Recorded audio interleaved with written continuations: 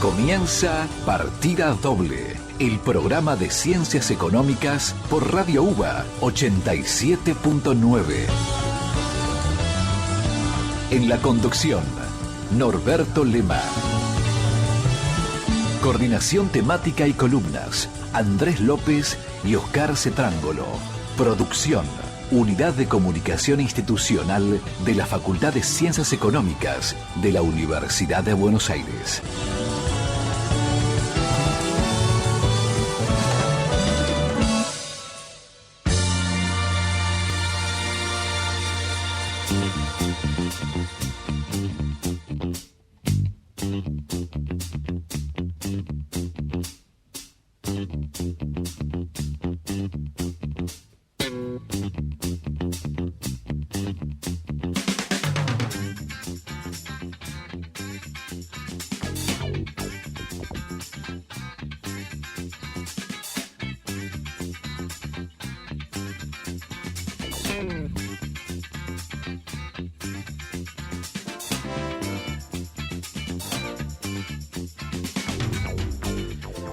Muy buenas noches, arrancamos Partida Doble, los vamos a acompañar hasta las 21 horas contándoles todo el acontecer económico, político de aquí, de la República Argentina, visto desde la particular visión de la Facultad de Ciencias Económicas de la Universidad de Buenos Aires. Me acompaña hoy el profesor Oscar Cetrángolo. ¿Cómo le va, profesor? Muy bien, con frío. ¿Todo bien? Bien. El profesor Andrés López. ¿Qué tal? Buenas noches. ¿Todo bien? Muy bien. Perfecto. Tenemos un invitado que lo vamos a presentar ahora en un ratito. Como siempre, nuestra música muy sibarita, como decía antes de arrancar al aire. ¿Qué trajeron cada uno? El señor López trajo una pieza rara. Arranquemos con eso. ¿Sí? Yo traje un tema de... todos sabemos que Clint Eastwood le gusta mucho el jazz, y hay una película que hizo hace unos años que se llama Midnight in the Garden of Good and Evil, que transcurre en la ciudad de Savannah, en Georgia, y se dio el lujo de grabar un soundtrack con músicos de jazz de primera línea, y hay un tema que él decidió cantar, que se llama Accentuate the Positive.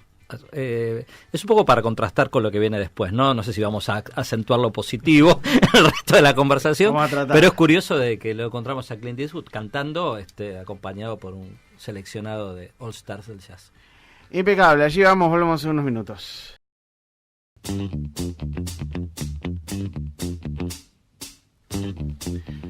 Seguimos en Partida Doble. Señores, por favor, presentemos al invitado. Tenemos hoy un invitado que viene de un métier que no es el habitual en este programa, donde en general invitamos economistas, pero teníamos ganas de hace rato de ampliar un poco la charla y la conversación, ¿no? Un extraterrestre. Sí. Y tenemos a Alejandro Katz, que es un muy conocido y prestigioso ensayista, analista político, editor, ¿no? Antes en el Fondo de Cultura Económica, ¿no? Digo, por ejemplo. Y queríamos hablar un poco la intersección entre economía y política, no quizás tanto inicialmente desde el punto de vista de las elecciones, que es una dinámica, no, digamos que no sabemos a dónde nos va a llevar, sino un poco más estructural, ¿no? Y en particular desde un punto de vista de las personas que creemos desde la economía, tenemos una visión que solíamos llamar progresista, ¿no? Whatever it means, que no sabemos exactamente, puede ser parte de la charla, y la polarización que uno ve en el escenario político que se traduce al debate económico, en donde parece que las posiciones intermedias quedan subsumidas bajo el mote de Corea del Centro despectivo, ¿no? Y todo parece que cuanto más te jugás y te embanderás y te fanatizas, es mejor, ¿no? Digamos, y esto no es bueno para el debate y la construcción de ideas en una sociedad moderna, ¿no? Me parece. Entonces, no sé, quizás para arrancar la charla un poco... cómo se ve, si desde otro ámbito que no es el de la economía uno tiene percepciones similares, ¿no? Bueno, hola, buenas noches, gracias por la invitación. Efectivamente, creo que desde muchos lugares tenemos percepciones similares. Similares, ¿qué quiere decir? Desde hace ya varios años hay muchas personas, no podría decir cuántas, pero sí sé que son muchas, que somos muchos, quienes sentimos una creciente pérdida de afinidad con las formas de la representación política, que cada vez de un momento en el que el voto llevaba cierto entusiasmo vinculado con afinidades programáticas, no unanimidad, pero ciertas afinidades programáticas con candidatos, pasamos a un voto con menos afinidades programáticas, pero con un espíritu compartido acerca de algunos valores, a sentir que no hay voto posible en las alternativas que se nos van presentando. Digo lo del voto porque estamos en épocas electorales y eso está muy presente, pero porque me parece que representa un poco cómo la sociedad fue tensionándose entre dos alternativas que para mí son alternativas muy problemáticas. Muy problemáticas quiere decir, no creo que ninguna de ellas tenga las condiciones no solo de contribuir a que el país sea algo más parecido a lo que nosotros queremos, sino a que sea algo parecido a lo que incluso ellos quieren. Me parece que el fracaso del gobierno de Macri es una prueba de eso. Quiero decir, son, como lo fue el fracaso del gobierno de Cristina, son opciones que conducen a su propio fin, destruyendo en el camino muchas cosas. Bueno, pero eso te coloca una duda, digamos, eso es los problemas son de la Argentina en su estructura o son de los partidos políticos. Yo creo que es doble. Creo que Argentina tiene problemas estructurales muy, muy complejos. Muchos los conocen ustedes ampliamente más que yo, porque muchos de esos problemas tienen que ver con la estructura económica, creo que Argentina tiene problemas estructurales muy complejos y creo además que tiene una clase política que no está a la altura ni siquiera de plantearse los problemas, de entender cuáles son los verdaderos problemas. Tiene una clase política, al menos la que en los últimos 20 años ha conducido el país, que es profundamente ideológica y que ve la realidad a través de su ideología y no en lo que la realidad es. Y hay problemas estructurales que devienen de las malas soluciones a problemas que no eran tan estructurales cuando se iniciaron. Eso es cierto. Por ejemplo, los niveles de pobreza que tenemos hoy no era necesario que existieran. Exacto. Quiero decir, Argentina podría ser un país con el mismo nivel de desarrollo, pero con mucha menos pobreza. Vos hablabas de a qué quisieran parecerse estas dos posiciones que hoy están polarizando el voto, al menos. Ahora, una de las cosas que a mí siempre me ha sonado raro de este gobierno es la idea que se ha repetido muchas veces de que queríamos ser un país normal. Yo creo que no existe tal cosa como el país normal, ¿no? Digamos, el país normal te va a ser un promedio de países que no representan ningún país. Y los países son más bien diversos y heterogéneos y en todo caso muchos países que nos gustaría parecernos son desarrollados, lo han logrado a través de distintas vías y de distintas... Para cada uno lo normal es lo que uno quiere que sea, ¿no? No, bueno, por eso, pero entonces... Yo diría algo más. Lo normal es lo opuesto a lo patológico, no a lo anormal, Ajá. a lo patológico. Ajá. Entonces, cuando uno dice queremos ser un país normal, está diciendo queremos ser un país que no tenga las patologías que tiene el nuestro y cuya responsabilidad es de los otros, ¿no? Quiero decir, esto es un poco, es que los otros producen enfermedades y nosotros venimos a limpiar el organismo. Son los portadores del virus. Eso, Sí, los claro. otros son los portadores del virus. Me parece que hay algo muy fuerte en eso y me parece que esa es parte de la explicación del fracaso del gobierno actual, porque el gobierno actual creyó que los problemas de Argentina eran resultado del populismo kirchnerista. No que hay problemas estructurales, algunos de los cuales el kirchnerismo intentó abordar mejor, muchos empeoró, pero que los problemas no eran el kirchnerismo. Y ellos dijeron, si hacemos exactamente lo contrario, vamos a ser normales.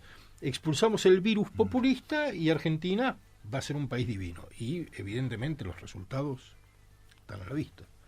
Sí, igual hay una generalización de términos muy poco científicos en los medios, en todos lados, y que llega a la gente acerca de lo que es populismo, de lo heterogéneo que puede ser el peronismo, el kirchnerismo mismo, y un montón de ideas políticas también que están interculturalmente metidas en la gente, ¿no? Que van más allá de la economía y de la política, sino que tienen que ver con una cultura también, ¿no? De dónde vienen, de qué y cómo fue todo eso evolucionando a través del tiempo, ¿no? Me parece.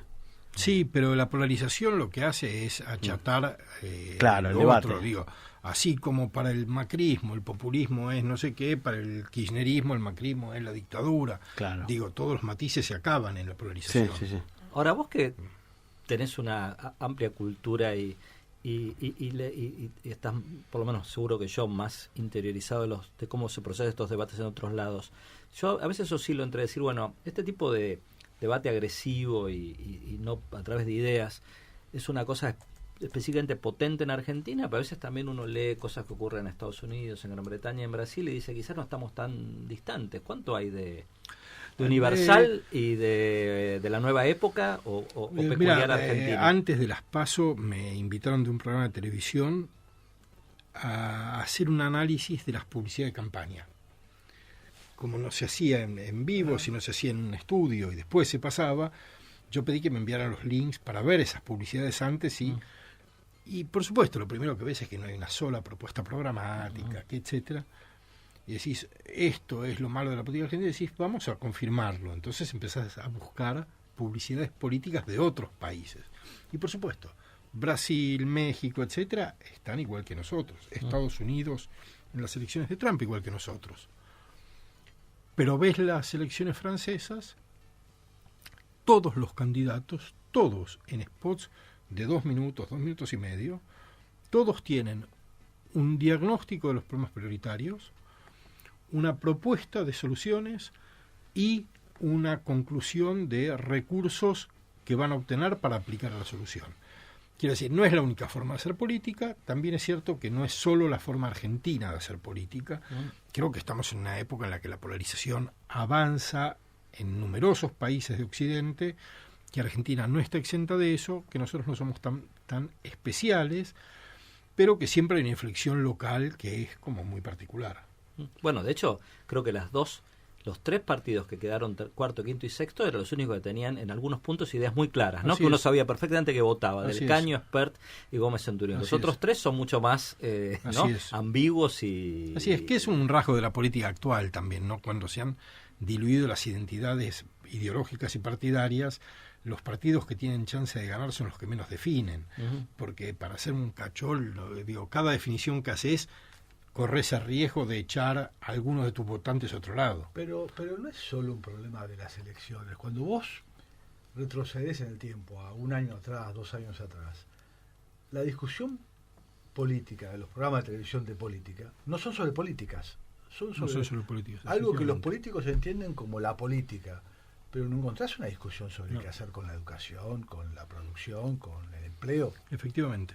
No hay una discusión de las políticas, ¿no? La dinámica de la polarización tiene algunos rasgos muy antidemocráticos. El primero es la deslegitimación del oponente, que es claramente un rasgo antidemocrático. De hecho, en un libro muy reciente de 2 politólogos norteamericanos muy buenos, Levitsky y Ziblatt, Levitsky además conoce muy bien América Latina, ellos dan, si no me equivoco, 4 o 5 rasgos característicos de los procesos de puesta en crisis de la democracia en esta época en la que la democracia está siendo muy destruida desde adentro. Y uno es la negación de la legitimidad del oponente. Y acá lo que uno ha visto de los últimos años es que el opositor siempre es alguien que carece del derecho de serlo.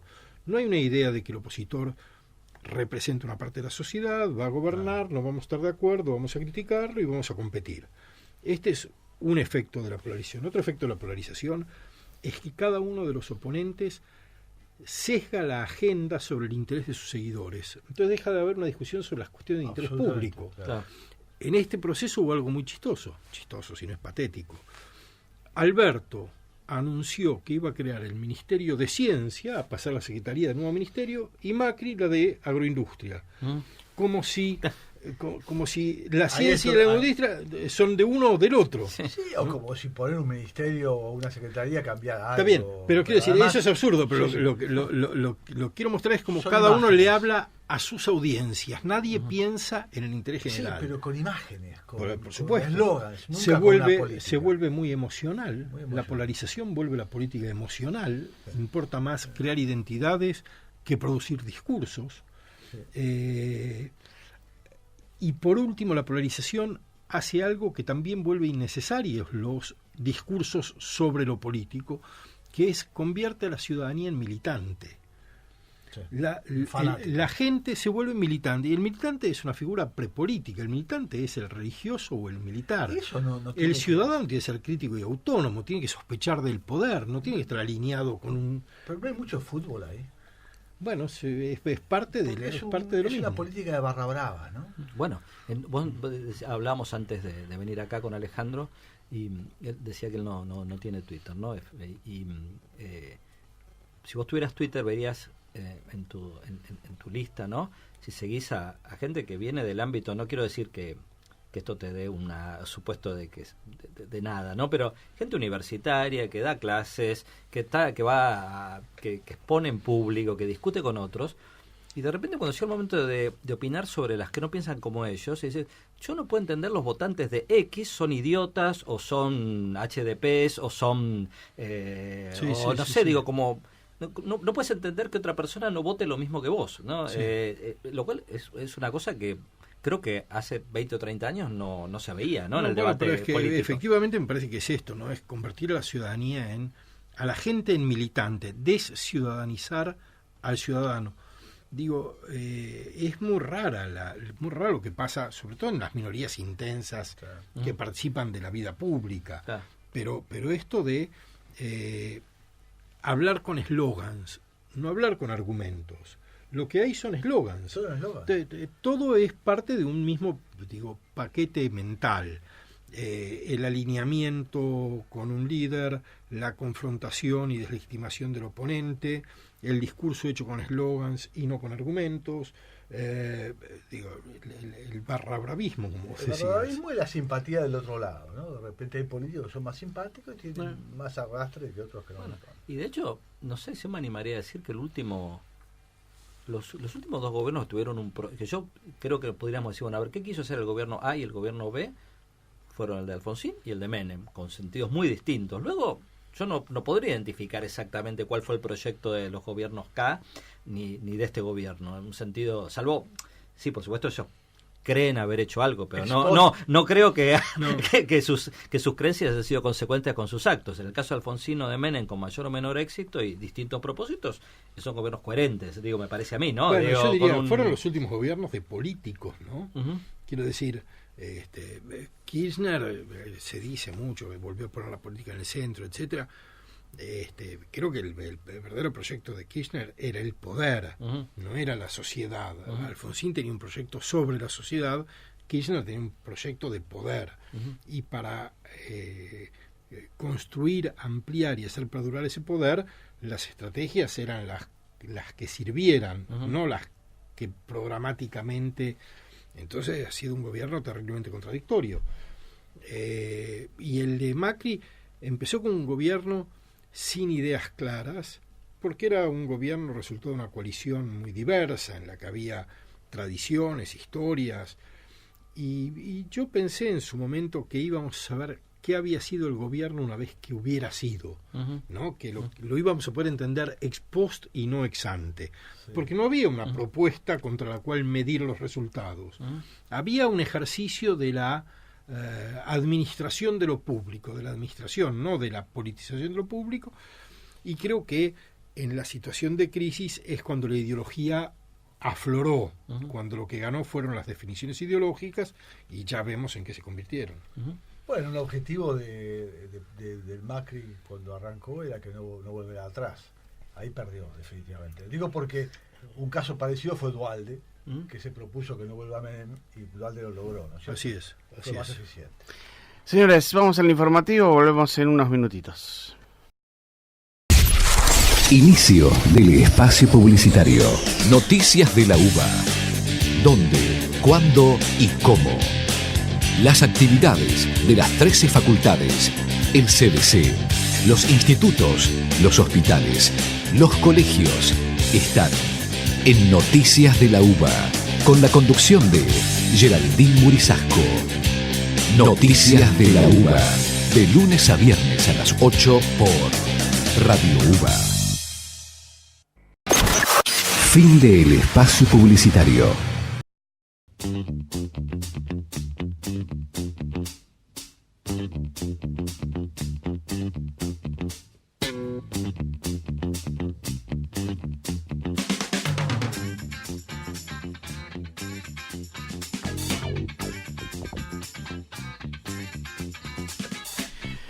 Señores, profesor Cetrángolo, ¿qué tema trajo?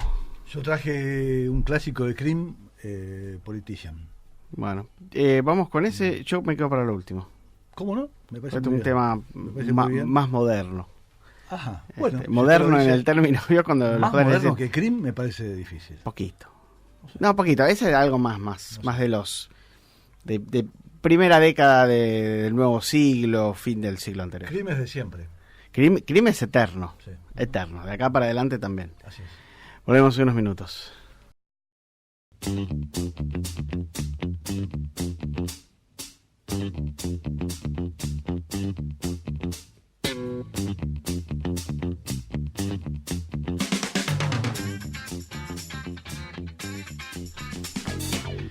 Seguimos en partida doble. Estuvo muy bueno lo de Cream, profesor.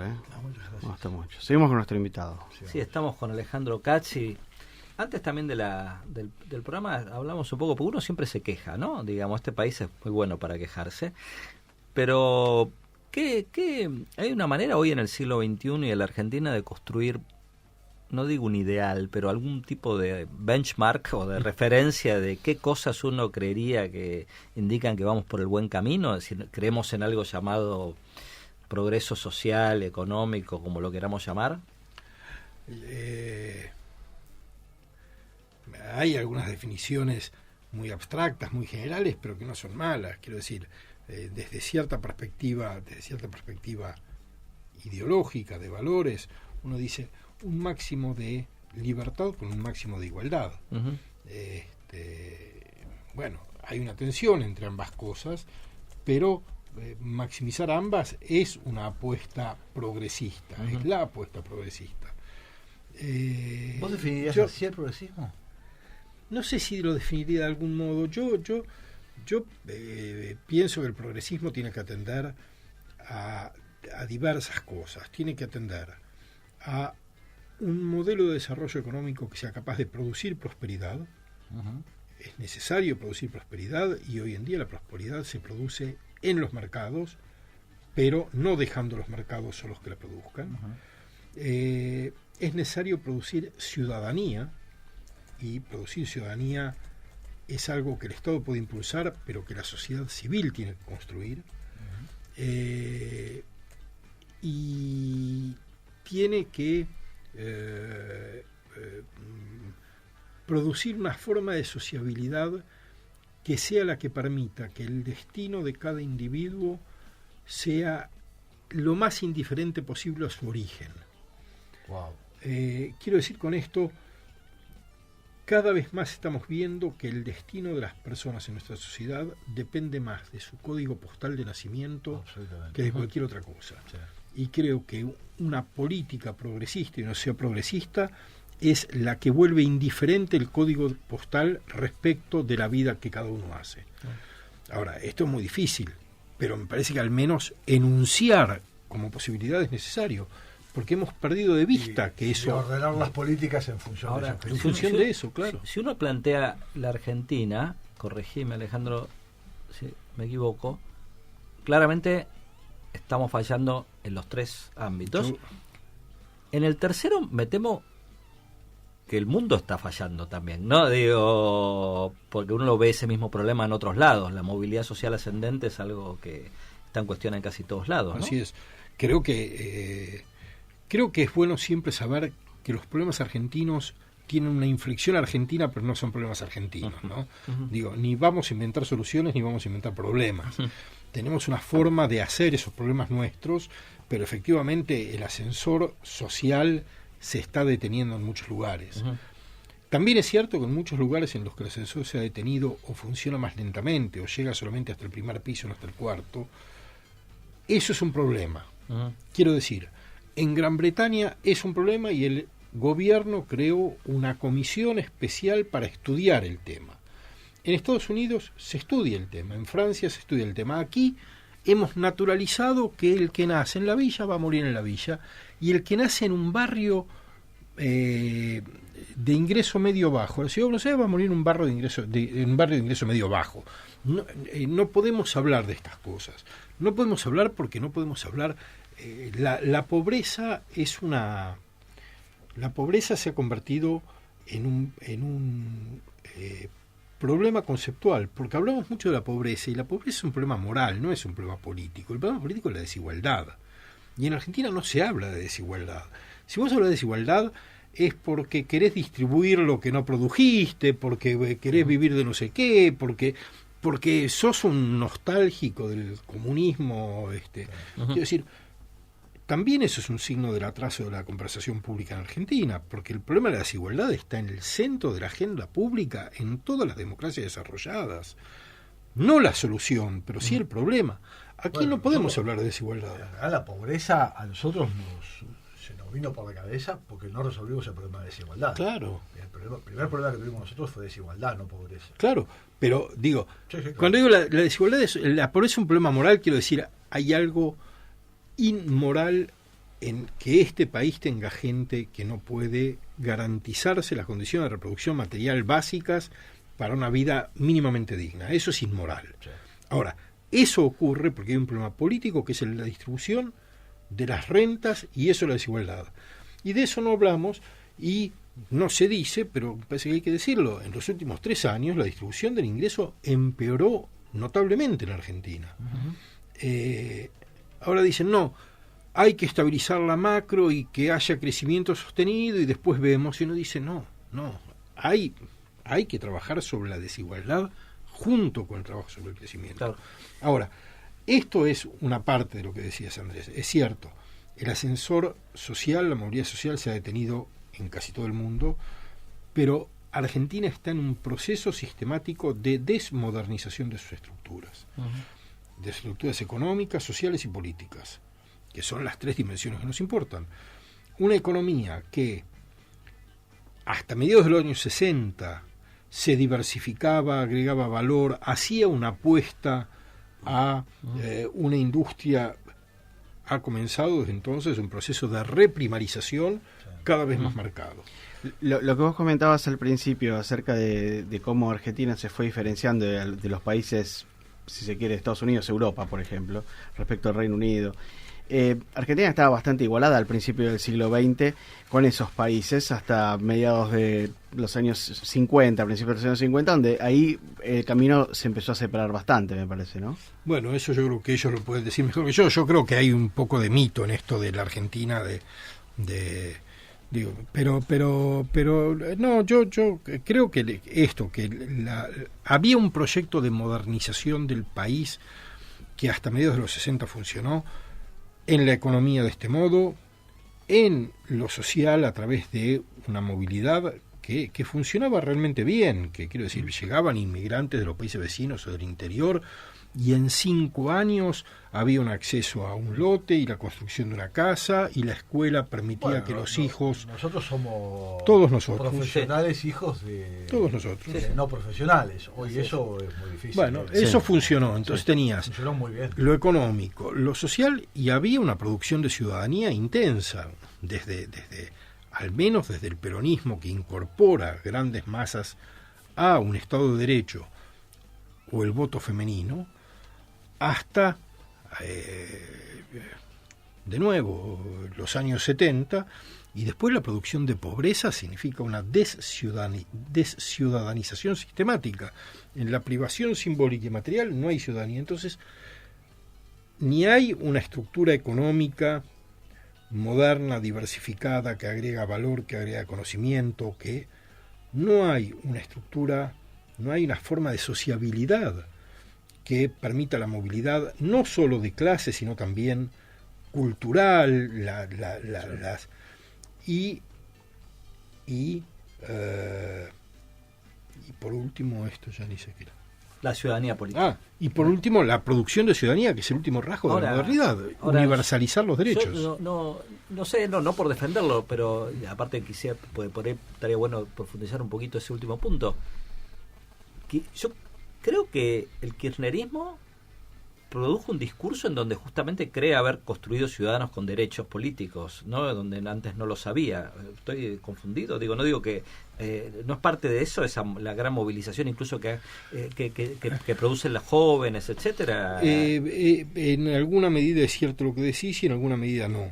Es cierto porque aparecen derechos nuevos, aparece el derecho en el matrimonio igualitario, aparecen la asignación universal por hijo, es un derecho, pero a la vez era un régimen político muy premoderno en su estructura básica. Era un régimen político en el cual un líder hacía uso de la palabra a un pueblo que la recibía, y la democracia y la modernidad exigen que la palabra circule de un modo horizontal, que el poder sea interpelado, no que el poder sea obedecido.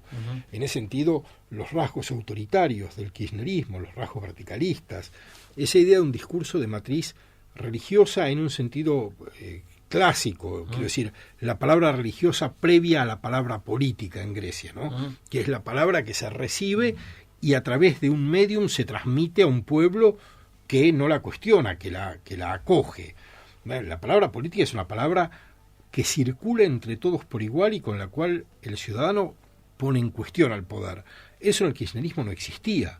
Entonces, es cierto que se produjeron derechos, pero se produjeron de un modo muy premoderno, muy concesivo, muy del poder hacia la plebe y no de una sociedad civil.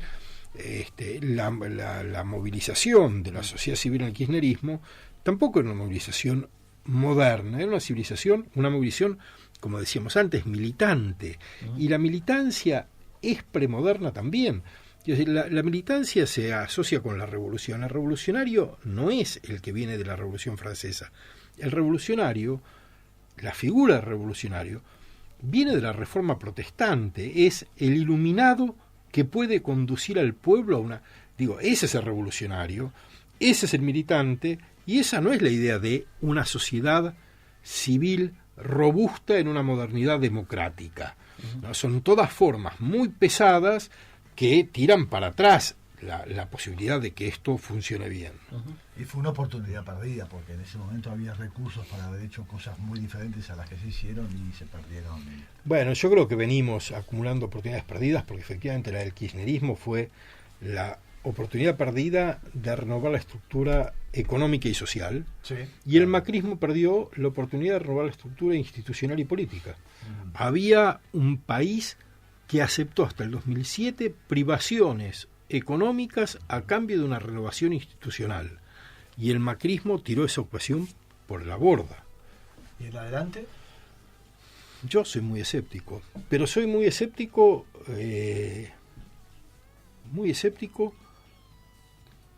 pero políticamente escéptico. Quiero decir, no creo que hay que dejar que las cosas pasen y van a ir a mal. Creo que las condiciones son muy poco favorables, pero que en esas condiciones hay que actuar lo más políticamente que se pueda para tratar de obtener los mejores resultados. Sí, en todo caso, no sé si cabe ser optimista en relación a los gobiernos, pero por lo menos al tipo de debate, al tipo de discusión. Yo creo que ahí cada uno tiene que hacer algo, ¿no? Bueno, es lo que estamos intentando aquí y lo intentamos en otros ámbitos también. Sí, claro. Me parece que hay algo que sí me parece que podríamos decir, y es esto.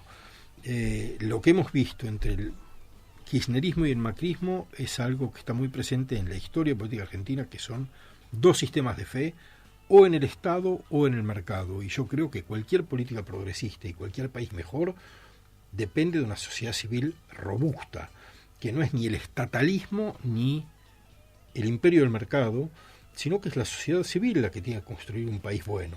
Y la sociedad civil está muy oprimida entre políticas que o vuelven a las personas consumidores o las vuelven militantes, masa.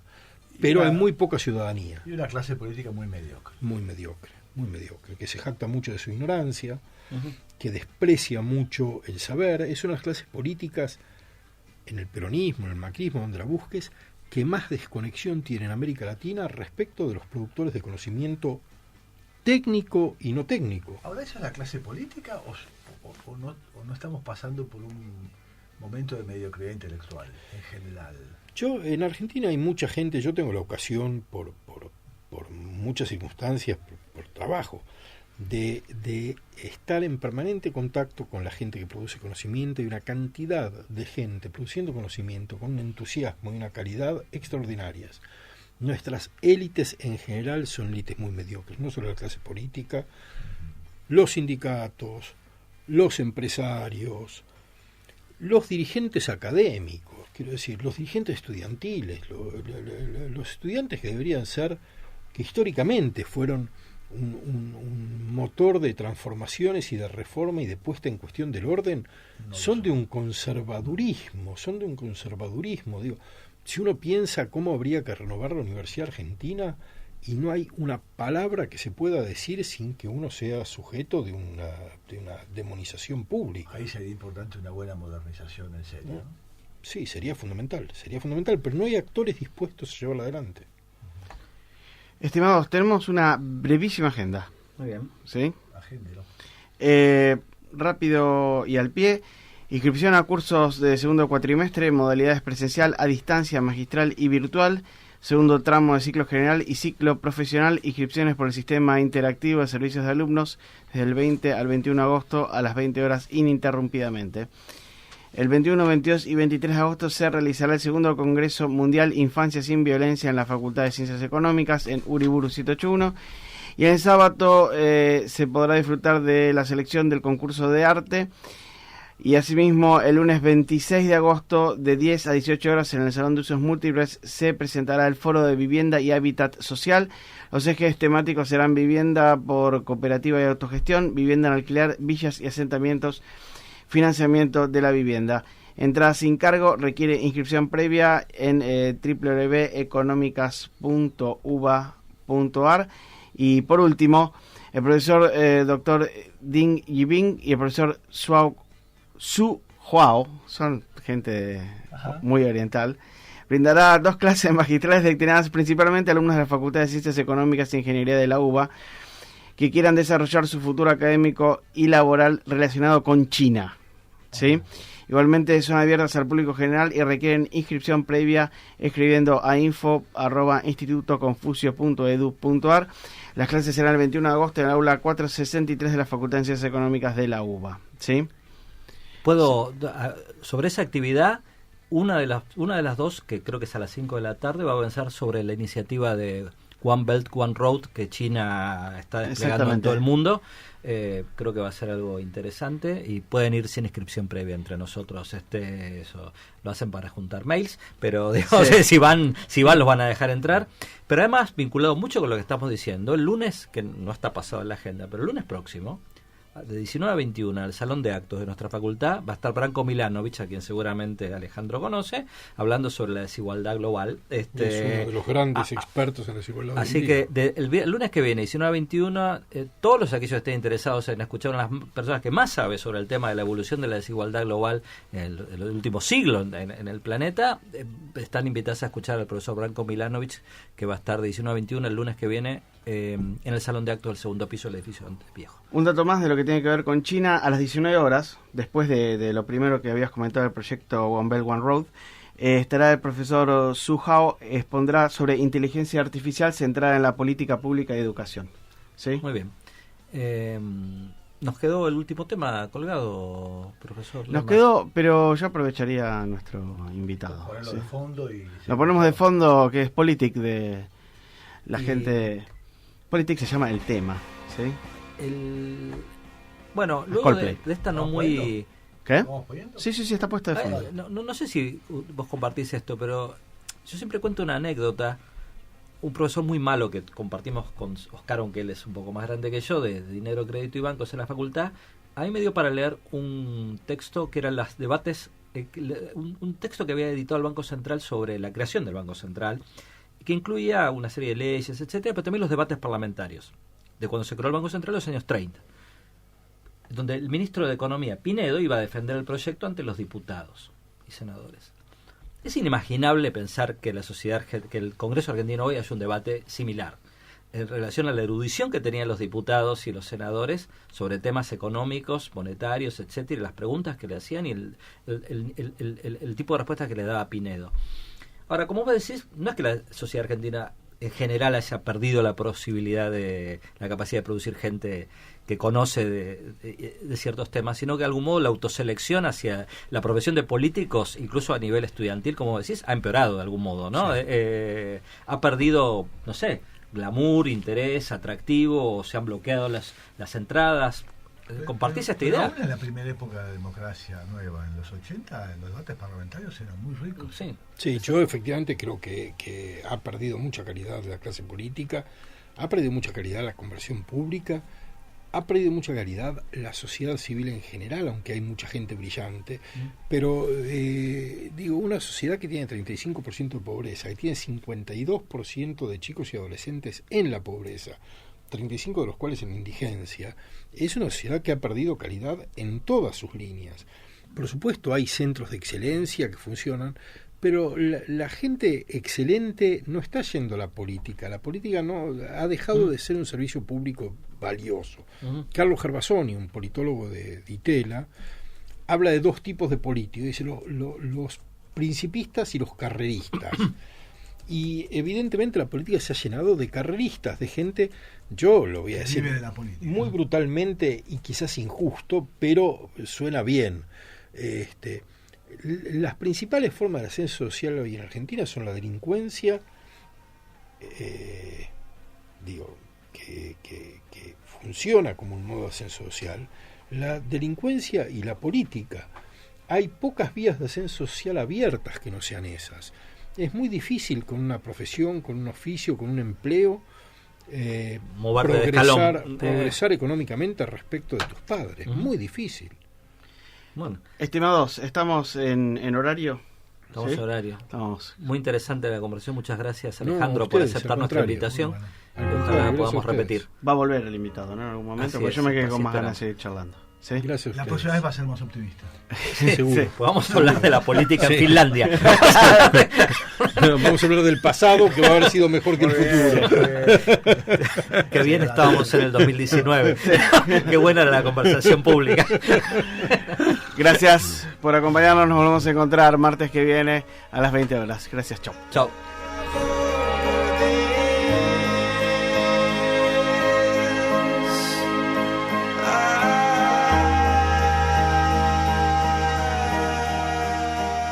Partida doble, el programa de la Facultad de Ciencias Económicas por Radio UBA.